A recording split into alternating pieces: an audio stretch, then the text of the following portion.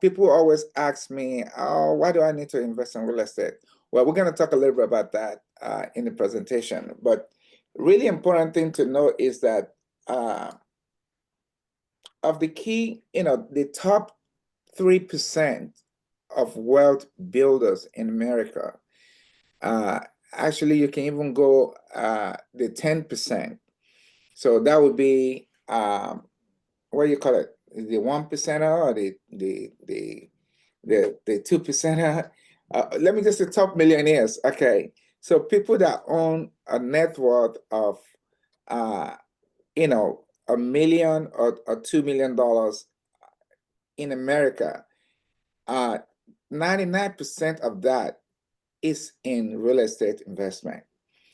And I always tell people, even your first home, if you look beyond the fact that you have to live in it, you need to see that you're building wealth in it. And if you can double that up, and triple that up, I think at my level, I'm just trying to get people to double or triple it up, right?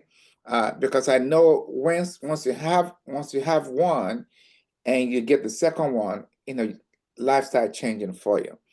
And so that's what we're going to talk about today. What are the things that hold us back from doing this stuff? It's what we're going to try and break away from. All right. Okay. All right. So just want to put some, complete. A lot of this happened this past week, where we're disclosing that all of this it's not a science. But all of this stuff we're talking about is based on the book we just show you the title on, okay, The Millennial Real Estate. And my co-host, my name is Gary Nix. Been blessed to be doing this for 2 decades, and my co-host is Fernando with CMG Home Loans, a good friend and a good partner in helping people, build wealth. Anything you want to say, Fernando? No, guys. I mean, I've done these before. This is my 31st year in the business, yeah, I'm just happy to work with Gary and the team, and been doing it a long time now, and we've had a lot of success. Yep, that's it. All right. So where are we here? Jesus Christ, man, this thing just click on. Okay. Again, we're here to talk about how to build wealth in real estate. And if you can read this book, Millionaire Real Estate Investor, it's a really good book. And we just want to pick some excerpts from it, and some other stuff I put in myself to create more content for the people. All right, let's go.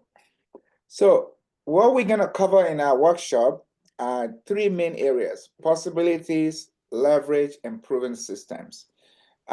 Possibilities is to let people know what is possible when we believe, right?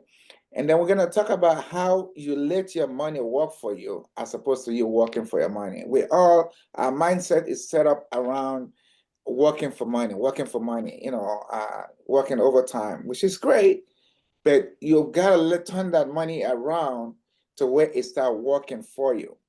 And lastly, I'm a big believer in what's been done before and been done successful. Let me model that so I can get the same success. And this is thousands and thousands of people, if not millions of people, that again have built wealth and the path they follow. And hopefully something will speak to you. One of the great things I learned from this past week, this lady who, by the way, eventually, after getting a lot of no's, got the 1 yes that set her up to eventually sell her company for $1 billion, right? And she said along the way, when she kept going and asking for help, asking for partners and all that stuff to launch her business, and she was getting all these no's and no's and no's. And some no's give her the knowing of what she needs to do, right? Some no's give her the knowing of what she needs to do. And when she launched forward to do that, she got the great results. So, all right, so let's start with the possibilities. This is the on-hand income to finance your life mission without having to work. Again, how can you create a lifestyle for yourself without having to work all the way? Because you can't work enough hours. What I find out is people live where they work. So if you're making 50,000, 100,000, 250,000, even 500,000, you live where you work. You just tend to do things more because you're creating, that work is bringing that money in. And until you set up a mission on, okay, when I'm not working, what is working for me? How do I make money work for me? And that's what we're going to talk about here today. So there are 8 misunderstandings between you and your financial wealth. So Fernando, I'm going to ask you to help me out a little bit on this one, giving us the myth, and I can tell them the actual fact. Okay. All right. So we start with the personal myths. What hinders us from believing that this wealth is possible for us on a personal level? All right. So myth number 1. I don't need to be an investor. My job will take care of my financial wealth. And that's what a lot of people say. That's what they really say. Oh, my job is good enough. I'm making the money. I'm making 250,000. I'm making 100,000. Blah, blah, blah. Nobody in my family has made that much money. Great, great. But the truth is, you can make less money, but because you invest, you change your life, right? So, second myth. Number 2, I don't need or want to be financially wealthy. I'm happy with what I have. Mm-hmm. And again, you need to open your eyes. You do need and want to be financially wealthy. They say money is good for what it can do for you. When people say, oh, what's the myth around money that people talk about? Something about money. If you get too much of it, it's bad. No, it's what you can do with it is great, right? So. Number 3, it doesn't matter if I want or need it. I just can't do it. And the truth is, you can't predict what you can or can't do until you try. There are times, honestly, very rarely, okay, I'll have somebody come to meet me and I will take a look at their stuff like, okay, the credit is completely shot and there's no income. That's tough to overcome, right? You have to go through that hurdle first. But it's very hardly if you have bad credit, but you have good income, or what it means you need to set intention to get the credit right, and your income will work well for you. And if you have great credit and your income is doubled up, maybe you're writing everything off, then it's just to get an understanding of how you can change that around to create the possibilities for yourself. Okay, so we're going to talk about investing myths now. Number 1, investing is complicated. And the truth is, it's only as complicated as you make it. It's really a simple thing, finding a thing to invest in and doing it, all right? But if you just take away all the cons on it and forget the pros of it, then that's, what you focus on expand. If we focus on what's not possible, that's what we get. But if you focus on what's possible, that's also what you get. Number 2, the best investments require knowledge most people don't have. And the truth is, most investment you will do will be in areas you can or already understand. If investing is not just about real estate. This is a concept of investing, right? Somebody that's a good cook, and then they say, okay, I'm going to invest in a restaurant. Okay, that's what they already know how to do, and they add that to it, and they get more of it, right? Okay. Number 3, investing is risky. I'll lose my money. Yeah. So by definition, it's not risky. Can you lose money? Yes. Can you make a whole lot of money? Yes. So there's a saying that you fail your way forward. And one of the reasons why we are talking about a model and what's been established here is to follow the path of people who do well in it so you can get the same result, right? Number 4, successful investors are able to time the market. Well, it's interesting because I just put a property up on the market a couple of days ago, and I'm getting calls from left and right from investors on it. So it's the market in successful investing. The market, the timing finds you. You go find what's going to work, for you. I don't care what the market is.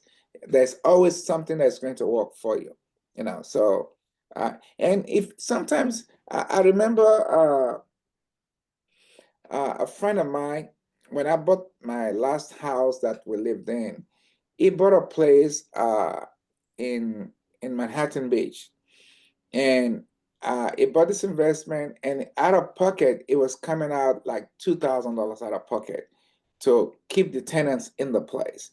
And I'm like, why do you do that? I said, Gary, uh, today I'm paying $2,000 out of pocket, but I guarantee you I'm gonna make my money back in 10 years. So he had a 10-year vision, and literally 3 years into that thing, the property he bought had appreciated almost 500,000. So even though he was paying, 2,000 out of pocket for, I don't know if that's for 3 years because he probably can uh, increase the rent, so to speak. But really, $2,000 for a year, that's 24,000. In 3 years, that's I don't know, 48,000 or 60,000, whatever that may be. But he accumulated $500,000 in wealth. And I can imagine, I actually kind of forgot about it. I can imagine 10 years later, he could have accumulated over $1 million in it, right? And that's the benefit of sometimes long investment or any kind of investment is just focusing on what's possible and planning it like that. Okay. Last one. Number 5, all the good investments are taken. Nope. Every market has a share of good investment. There's always opportunity.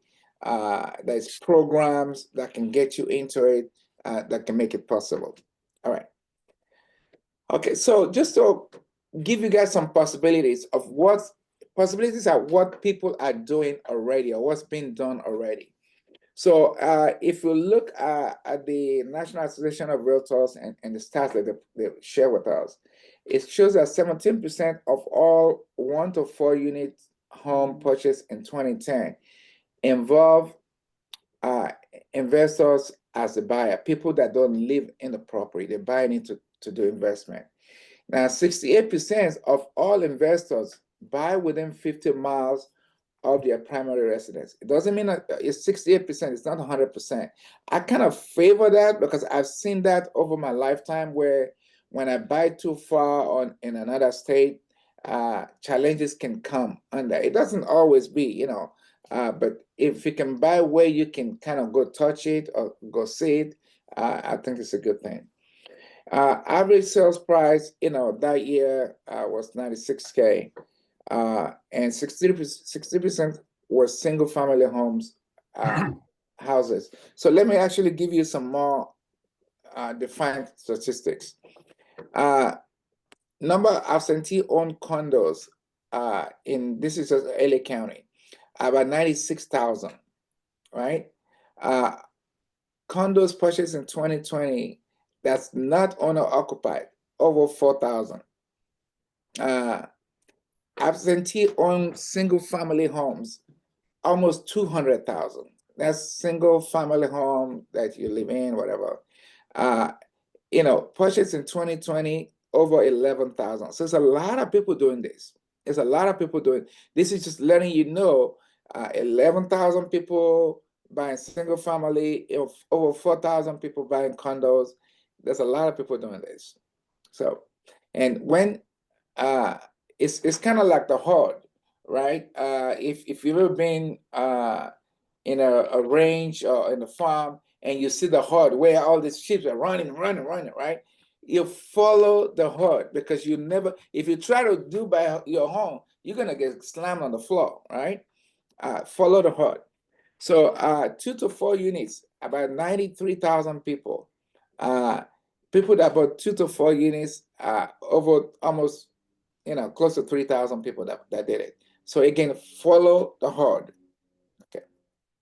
So let's talk about why do we want to do this? Why do we want to do this? Why is it important to do this? Why can't we just say, be simple, work, go get a job, come back home, take care of the family, right?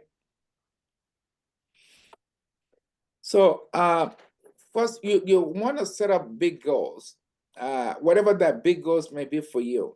It's looking at how much do I want to make when I retire, or how much do I want to leave behind when I'm gone. How much do I want to feed my family with. If you see, it's kind of like when I was working by myself individually. I worked really hard, but I only did so much. But when I start have people working for me, I find myself working more, just motivated to work more because I want them to do well too, right? I want their family to do well. So it's kind of like that. Like, okay, when you set big goals, it's not just for yourself, it's for your family, anything like that. And then actually, Fernando, do you have any comment around the big goals? Why people should set that up? Well, I think a lot of people don't realize, number one, and it's something that especially people that are younger miss. But as you get older, not that I'm trying to age myself, but you have to think of your future in the essence of who is going to take care of you. Because number one thing that people don't also realize, and this is why I think real estate is a great investment for the long term, is as you get older in life, and if you live a long life, odds are you're going to need help, right? Whether it's a caretaker or somebody or, whatever it is that you may need, depending on your situation, doesn't matter what it is. But the number one thing I can tell you about it is it costs money. And in a lot of cases, a lot of money. So in a lot of cases, at least a lot of my clients, they're going to be probably okay or somewhat taken care of because of the real estate that they own. Even if they start selling, like I have a good friend that sold something from his mom, and they made on it way outlived her life, and she was well taken care of because of it. So she was able to have good quality life all the way to the end because of her real estate holdings. And then the big models is proven systems and strategies for reaching your big goals. So the reason why I kind of stay on the big goals for a minute is, okay, if we close our eyes and say, okay, how much would I want to finance my life with when I stop working? Yeah. Whatever that number is, it could be 10,000 for somebody, it could be 7,000 for somebody, it could be 20,000 for somebody, it could be 100,000 for somebody. Whatever that number is, now let's calculate and say, okay, when I stop working, because I remember I had a rental property, and I had a older lady that was the renter of the place, and she told me she was an RN for 35 years. And so I rent the place to her like somebody has been an RN 35 years, no problem. She'll be able to pay. She's set up. But literally within 2 years, this lady starts struggling to pay her rent. And I give her a call, like, what's going on? You've been an RN. That means you have made money at least as a middle income person for 35 years. I know a lot of RN right now can easily buy anything they want to buy. And what did you do? And it's amazing to see because there was no investment made. It was just working and living at that work. And I felt really bad, but I had to let go of this lady at one point, and because she couldn't pay the rent. So it's what we do. It's not how much money we make. It's what we do with it. So anyway, we're going to talk about, proven systems and strategies to attain that big goal, and then the habits, the consistent action, and right choices that one make to follow it. So again, don't forget that number, whatever that number is for you, 10, 15, 20, 50,000. I think I was in a mastermind group, this young, beautiful blonde lady. She's like, I want to make $50,000 when I'm done. I'm like, okay, that's very good. It's not necessarily for everybody. That's really not where my heart is. But I do want to have $20,000 income though when I'm done, when I stop working too. So whatever that may be for you, if it's $10,000, you're gonna live by it, good. Then set up goals to make it happen. So we're gonna now go through the ways you can make that happen for yourself and your family. So powers of leverage is unique propositions of investing in real estate in contrast to stocks, mutual bond, and money markets, right? A real estate is an able investment. Its value never goes to zero. That's really, really important for us to know that it's an investment that's always going to be there. And again, I always tell people, yeah, you should invest in some other stuff that because I know some people that do very well in stocks.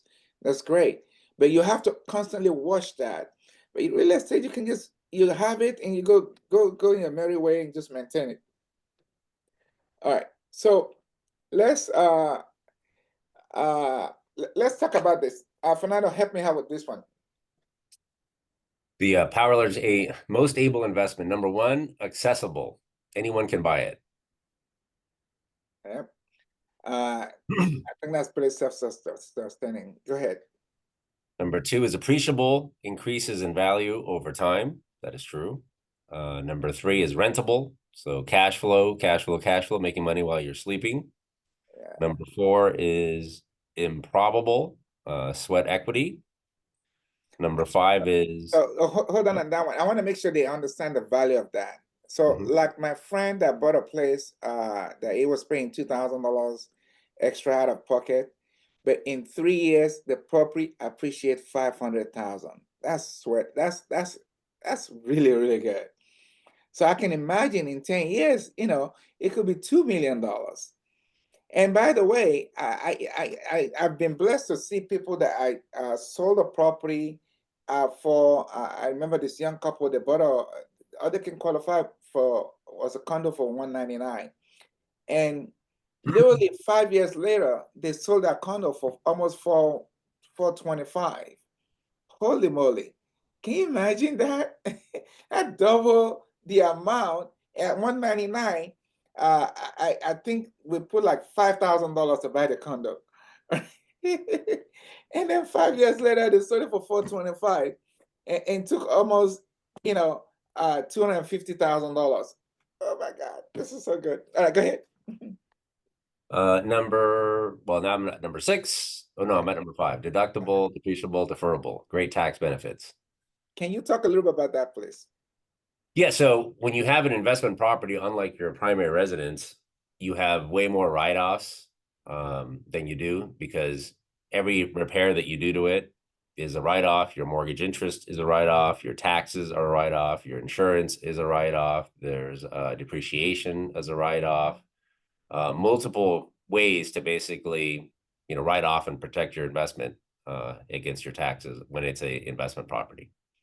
And I kind of want to mention, on a larger scale, there was a whole big thing about President Trump and his taxes.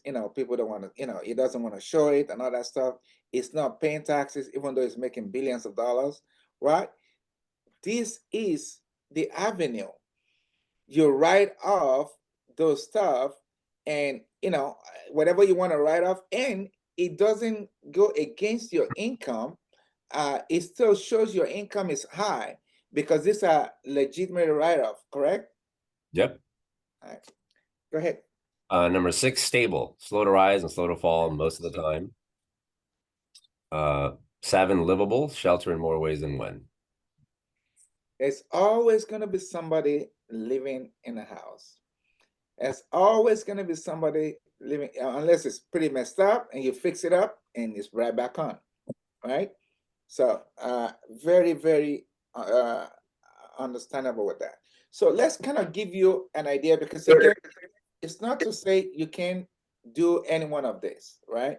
They all are very comparable ways of making money. I have someone that retired, a good friend of mine, he retired like, I mean, in his early 50s, and he just stays home on the computer and do this stuff, and he makes money, and he's doing well with it, right?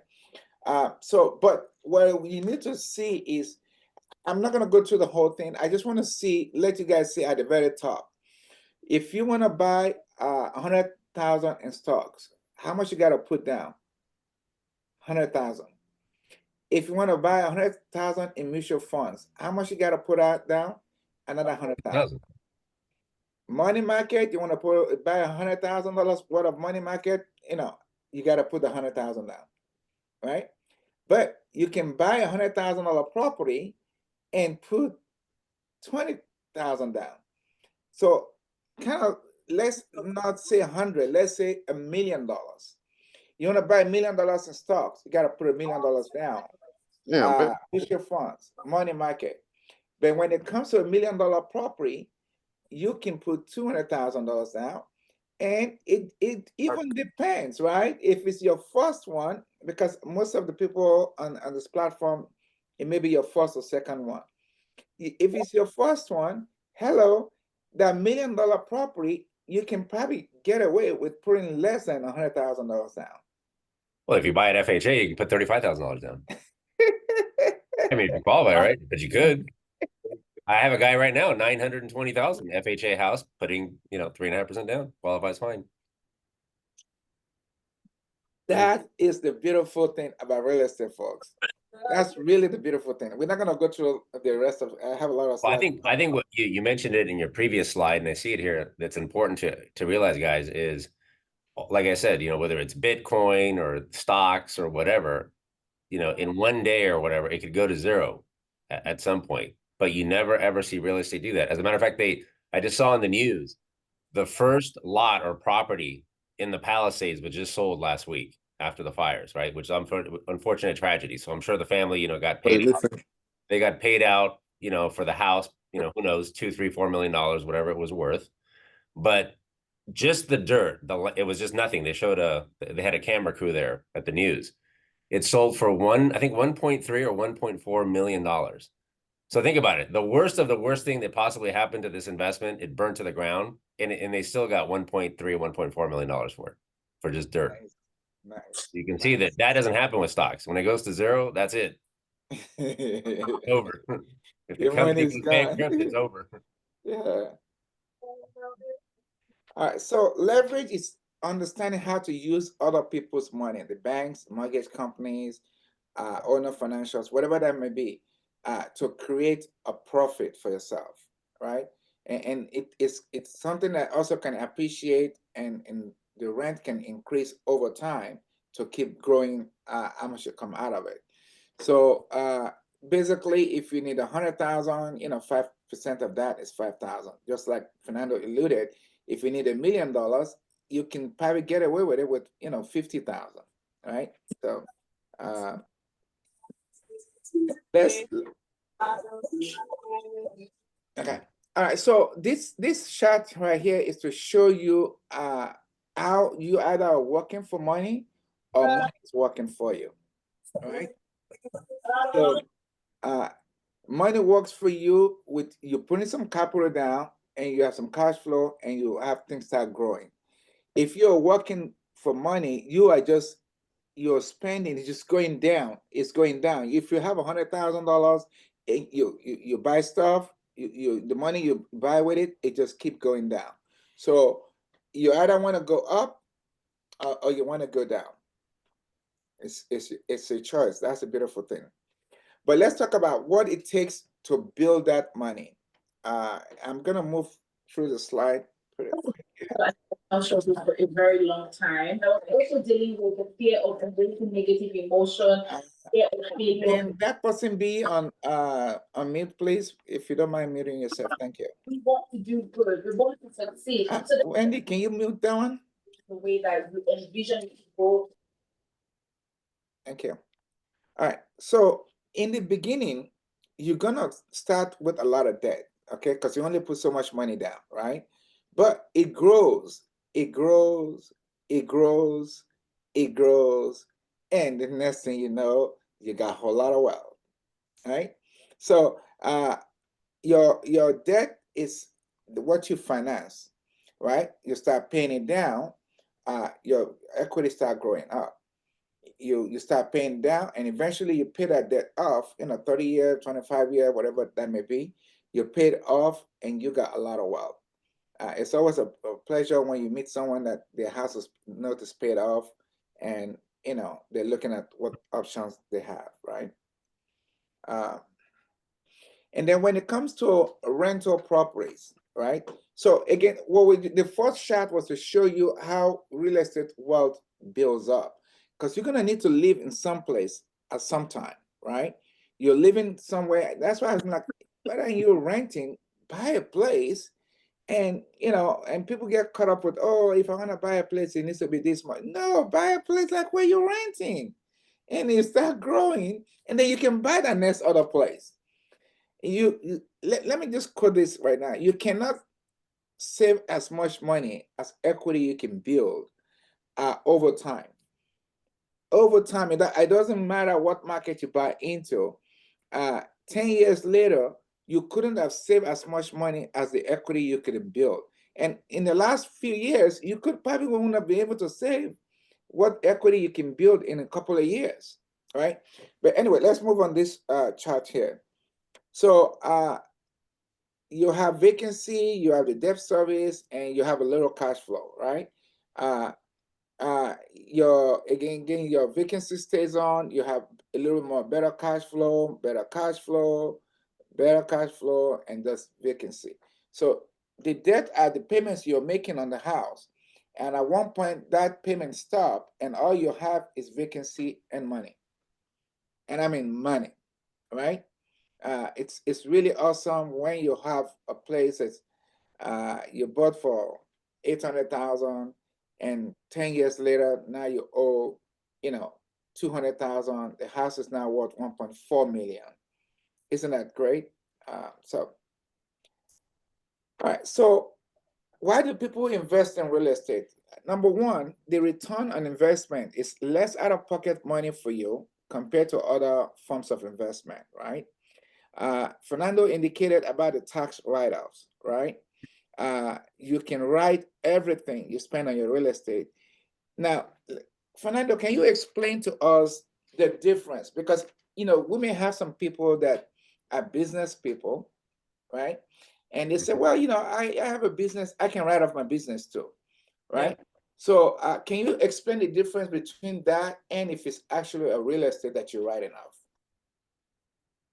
Well, I mean, business write-ups are business write-ups depending on how your business is set up, whether it's a LLC, an S corp, a Schedule C, which is a simple form that the government uses. But obviously, you have the gross income that comes in from the business, and then you have your expenditures, and then you have your net. And in a way, it's the same thing with what they call it a Schedule E in real estate. Okay, so if you look at your taxes, it'll be a Schedule E on the upper left-hand corner. And it's the same thing. Each property is looked at as a business. So what does it bring in a year, the expenditures for it, and then whatever your net is. So it's sort of like a protection against the gross income so that you don't, get overtaxed or overpaid. It's fair, more fair that way. So you can use it as a tool in those fashions like you are when you're self-employed. Okay, so I still think there's something else, unless I'm mistaken on that, so you can correct me. Mm-hmm. So if you're doing a business write-off, if you make $200,000 from your business and you write off, 180,000, you're basically showing that your net income is 20,000, correct? Yeah, so you're going to pay taxes on 20,000. Mm-hmm. Okay. So if you have a real estate home and your W-2 shows 200,000, and you had expenses on your real estate for 180,000, does that affect your income base too, or not? So you have your, hang on. So you have your W-2 job, and then you have your like your real estate Schedule E. Is that what you're saying? Yeah, yeah. Well, that'll offset your W-2 income, of course. So it just depends. Is it going to be a negative, or is it going to be a positive, or is it going to be a wash? But yes, obviously, depending on the expenses and how negative the Schedule E goes, that would reduce your tax basis. Because if you made 100,000, let's just say on your W-2, but you were negative 30,000 after write-offs with your real estate, now you're reducing your income to 70,000. So you're paying not really paying the tax on the 100, you're paying it on the 70, by a percentage of that. That's what you're paying. So However, because it's a Schedule E as opposed to Schedule C write-off, can you still use that income in qualifying for anything you want to get in the financial world? You want to buy another home, whatever. yes. Yeah. Well, So we can- that's what I'm alluding to, that Yeah. it's not a complete write-off like your Schedule C. It doesn't bring you down.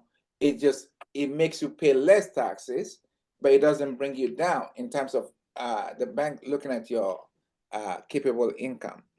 So anyway, so beyond that is you grow your net worth, and this is where 99% of Americans that do very well, that are $1 million producer, this is where the wealth comes in, right? Most people, their wealth is in their real estate. They own this home, they have this much wealth. This is where you can become a millionaire. I mean, anybody can be a millionaire. You can have 3 homes and be a millionaire, guys. You own 3 homes. After 10 years of owning those 3 homes, I guarantee you're going to be a millionaire. And one, I don't know, Kia doesn't come on my Zoom, but I had a young lady that, I don't know, about 12 years ago, came to me and she's like, I want to own 2 homes. And she was working for Albertson, making, $40,000 to $48,000. I think the first year she was making like 40,000. And today she owns those 2 homes, and her net worth, even though she's still making 48,000, maybe at 50 now, she's worth $600,000. That's really, really good that someone making that low of an income create a net worth of almost $1 million. And that's when, like, if you get 3 homes within 10 years, boom, you're gonna be right there. All right. So you have college education savings. There's so many more ways that you get blessed because you own these homes. All right. So can you just run through this for us real quick so that people don't hear from me all the time? The tax write-offs, operating expenses, management, leasing fees, mortgage interest, which we talked about earlier as a write-off, financing costs, also, points and fees for acquiring the property. That's miscellaneous closing costs, basically number 4. Depreciation's a good one or big one there. Structural value of the property, capital improvements, which is just repairs. Those are all write-offs. Personal property, furniture, anything, tools, this, that, anything you buy to use towards the property for repairs is a write-off. And then obviously your maintenance expenses, improvements, everything, any repairs that come up, miscellaneous repairs and all that.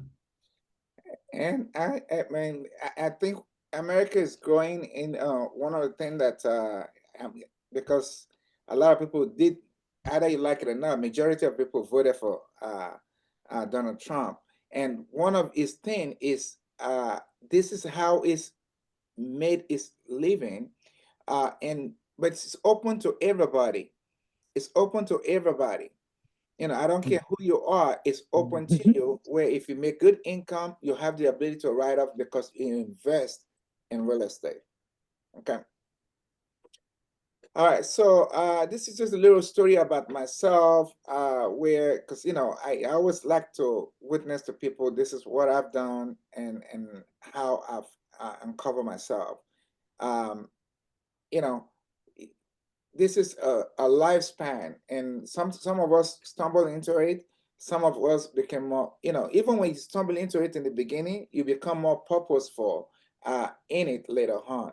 And I set my goals and cashing in on those goals by the grace of God. Okay. So let's talk about proven systems. And now this is where the knowing, you're getting information and your spirit confirm what's for you. Okay. But these are models. I kind of want to recommend that you stay in the models that fits good for you. Okay. So we're going to talk about the forms of home you can invest in. Condominium, single family, duplex, or fourplex, whatever speaks to you. So let's not kind of go through what are the different ways how each one of these works. Okay. So condominiums, the pros, lower purchase price. You can usually get into it sooner than the rest. If you live in an apartment, the first thing you should probably go get is a condo, right? Uh, home in an area where it's in the community, right? So it's maintained by the community, the outside, the community. You have access to stuff that the community offers you, right? And if you do that or you rent that out, they get the benefit of all of that too. So the cons, of course, is that you can have HOA that will increase on you. You only own a percentage of the interior of the unit that you own, and I don't really believe in less appreciation because I think everything appreciates, especially in the LA market. But it doesn't move. I don't know. I can't say that. I'm having a hard time saying that. There are some condos that appreciate just as fast as a single family, but people Yep. believe that, so we'll roll with that. Okay.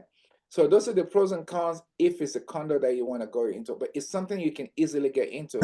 That's why you saw in 2020, there was 4,000, over almost 5,000 people that bought a condo as their first investment property. Now let's go to single family, right? Uh, it's easy to resell, typically surrounded by other owners. So most of the tenants that move into a single family, they're usually a family and they have alongside, occupant in mind. So you actually have less vacancy because of that, and it can appreciate pretty fast.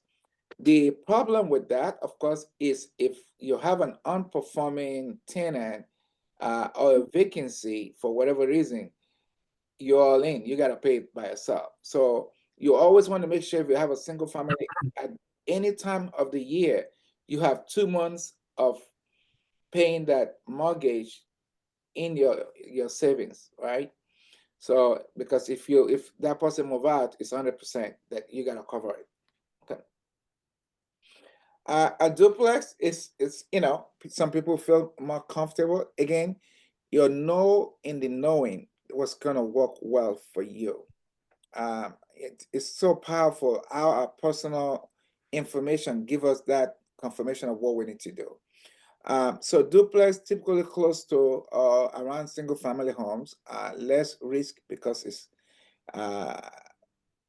than a fourplex, less conflicts, so to speak, more cash flow than a single family because you have two areas. And if somebody is vacant, you're still good. You can cover. And I actually had experienced that for almost 2 years. I had one duplex that one tenant and I paid for a whole year. And I didn't really miss much because the first one, I think I come up with $200 out of pocket for it. The cons is that it's lower appreciation, usually surrounded by many other rental units. Sometimes not, But again, does this speak to you? Boom, go for it. Because whatever works for you, it's going after that. We can have that talk later on. And a fourplex is basically you're an apartment manager, right? You have more money coming from different places, generate cash flow, minimize financial impact from vacancy. It's just more economics on that. The problem is more conflict that you deal with sometimes, and you may have some tenant that just doesn't upkeep the place well. So where you have to keep doing more repairs and stuff like that. But a lot of people love this because it's like, hey, it's paying for itself. I'm actually making money off of it, type of thing. All right. So it's knowing the value, find the opportunity, and you make deal happen. Our goal here is to kind of educate you. Again, I want to kind of go back to once you understand your big why, what is it to finance your life after you stop working? And if you're 30 or 40 years old, great, because you can pay this thing off in 30 years. I was a little older when I got started, so I had to do some refi when the opportunity came. And some investment home would reduce it to 15 years so we can pay it off in a shorter time. But it doesn't matter. If you're 70 years old, start today because there's a legacy that's left behind for your family, right? So I think we still have some more slide. Yeah. Okay. So proven systems. Are you doing a 30-year mortgage? Do you need a 20% down or less? There are ways to pay less than 20% down on an investment property. We have to kind of address that from case to case. It's just finding programs, opportunities that can work. And please, if you want to talk to somebody that know how to find this, I have been really blessed in that to help you locate what's possible. Okay. Qualifying issues. What do we need? Your first property, what to expect. Your next property, what to expect. So let's kind of, anybody have questions so far? Well, maybe hold on to it. Hold on to it. Let me go through my slide because I don't want to time to. I have a lot of slides. So now some people say, well, one of the reasons why I don't want to do real estate is I don't want to deal with, talking to people. I don't want to deal with, managing conflicts and all that stuff. Well, maybe if that's not you, you got to know who you are, right? I had to laugh because I had this one lady bought a nice investment property in Inglewood, and oh my God, the tenants were calling me like, God, Gary, can you help us with this lady? She was constantly going there and just harassing. Eventually, she had to sell that place because it was not our style. Maybe if she had, bought a single family, it would have worked. And I'm just thinking when we had to sell it quickly,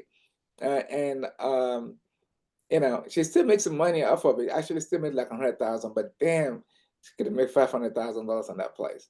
So it's just knowing who you are.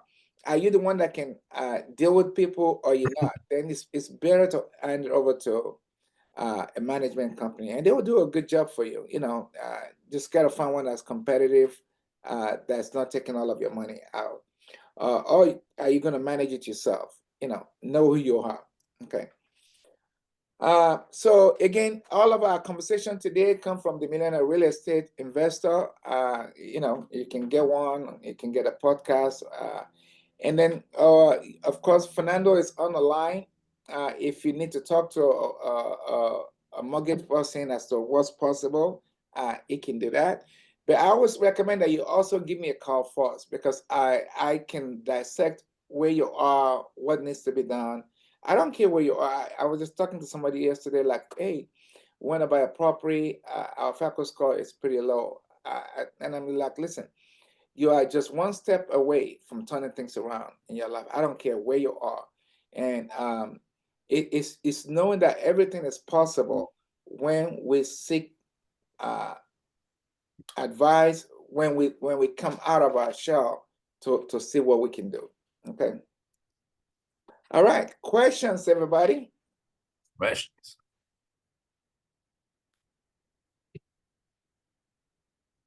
Any questions? Now, don't forget, let me just let you know this. We're going to have a wheel, and based on people that ask questions, we'll be adding your name to the wheel and to win the tickets, okay? So I'm sure, somebody's got something they have in mind, something you have clarity on the presentation that you want to know, this is a good time to ask. There's a question on the chat, Gary, from Yannick. Okay. Can you elaborate more on how you can use real estate to offset W-2 taxes? Thanks. Okay. I mean, I think we talk about it now. Fernando, you want to answer that? Yeah, we read it. Well, basically, you're using the write-offs on your investment properties to reduce your overall taxable income. You know, sort of like you do with even your primary home, your mortgage interest, property taxes, that helps reduce your taxable income. And beyond that, if you have any repair, any improvements, all of that, you put it down. So it's always good to keep receipts. You know, another question there too. How you can leverage properties owned to purchase new properties. Well, refinancing and you pull cash out to buy the next one. So it all depends on your equity position. HELOC, potentially a HELOC. You have to look at, is a HELOC better than refinancing or vice versa? We have to compare it and see. But it's all possible. That's how a lot of people do it. Yeah. All right. Can you elaborate on HELOC? Okay. Well, HELOC is basically taking money out of your property. So if you have a property, let's say you have a debt of 400,000 and your property is now worth 800,000. You could say, okay, I'm going to have a new debt, which is where it's saying you can refinance it and add a new debt of, had $200,000 out. So now you have a new debt of 600,000, right? But you'll keep 200,000 in your pocket. A HELOC is keeping the original debt of 400,000 and then getting a separate one where you can go in and out of it. It's kind of like a checking account. They give you a check and you can use it and you can, pay it back, that kind of stuff. So and that's how people will sometimes pull that money out, have 200,000 on the side, and they take the money out to buy another real estate and stuff. Any other questions? Thank you, by the way.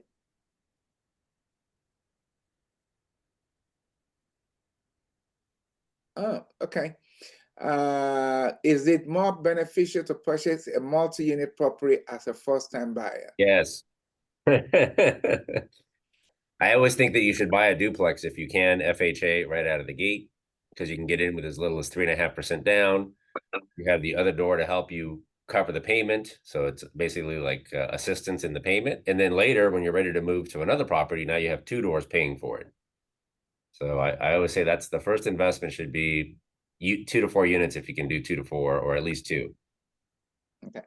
So let me just kind of give some more clarity around that.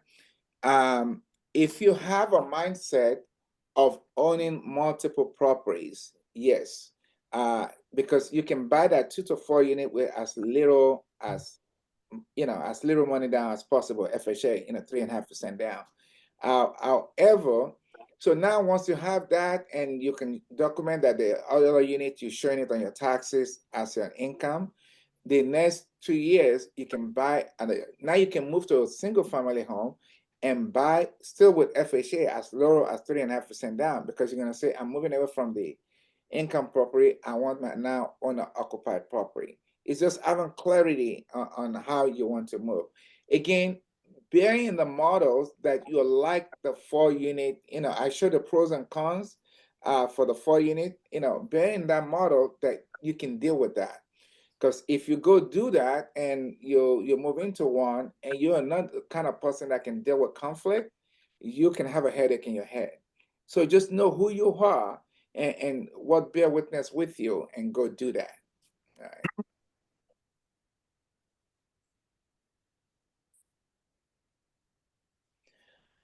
Pros and cons of DPA down payment versus investing up front. Okay. You want to address that, or you want me to address it? Yeah, I mean, I think it depends on your situation.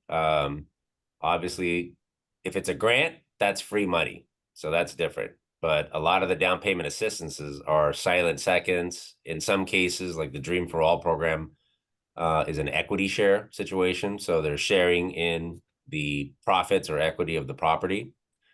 But I think it just depends. I don't think down payment assistance is necessarily bad, especially if that's your only way in. We just closed one for a lady Friday with that Dream for All program. And that's the only way she could actually afford to buy a house for her daughter, was through that 20% down Dream.